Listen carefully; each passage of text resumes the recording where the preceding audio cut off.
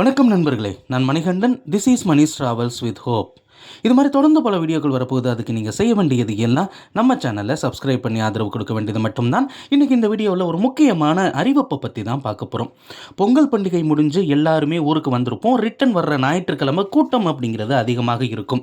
பெரும்பாலும் சென்னைக்கு செல்லக்கூடிய சிறப்பு ரயில்கள் அப்படிங்கிறது தான் இருக்கிறது. ஆனால் பெங்களூர் செல்லக்கூடிய ரயில் அறிவிக்கலையே அப்படின்னு ஒரு கேள்வி இருக்கலாம். அதற்கான அறிவிப்பும் வெளியிடப்பட்டிருக்கிறது.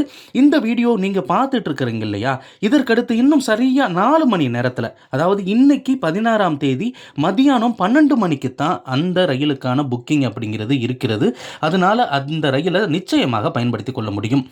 எங்கிருந்து அந்த ரயில் இயக்கப்படுகிறது அப்படின்னா, ட்ரெயின் நம்பர் 06147 அப்படிங்கிற நம்பரில் கோட்டயத்தில் இருந்து இந்த ரயிலானது இயக்கப்படுகிறது பெங்களூர் வரைக்கும். கோட்டயத்தில் இருந்து 18ஆம் தேதி ஞாயிற்றுக்கிழமை நண்பகல் 12:30 மணிக்கு புறப்படக்கூடிய இந்த ரயிலானது அங்கிருந்து எர்ணாகுளம் டவுன், ஆலுவா, திருச்சூர், பாலக்காடு, கோயமுத்தூருக்கு வராமல் போத்தனூர், திருப்பூர், சேலம் வழியாக இந்த ரயிலானது இயக்கப்படுகிறது.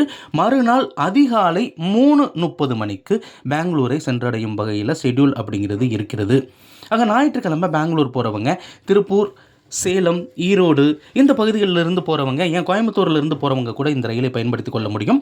அதே மாதிரி திரும்பவுமே 19ஆம் தேதி திங்கட்கிழமை இந்த ரயிலானது பெங்களூரில் இருந்து புறப்படுகிறது.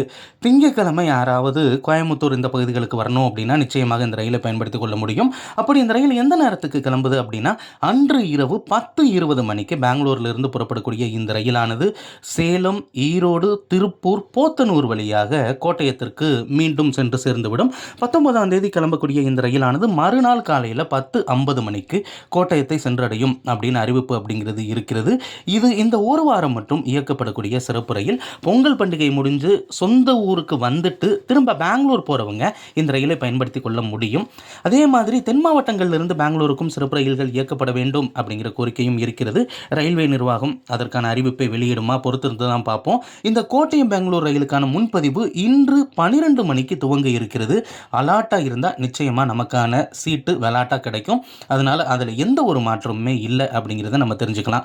இந்த வீடியோவில் நான் கொடுத்த தகவல்கள் உங்களுக்கு போதுமானதாகவும் அதே நேரத்தில் பயனுள்ளதாகவும் இருந்திருக்கும் அப்படிங்கிற நம்பிக்கை நிச்சயமாக எனக்கு இருக்கிறது. இந்த தகவல்கள் நம்முடைய நண்பர்களையும் சென்று சேர வேண்டும். அதுக்கு நீங்கள் செய்ய வேண்டியது இந்த வீடியோவை ஷேர் பண்ண வேண்டியது தான்.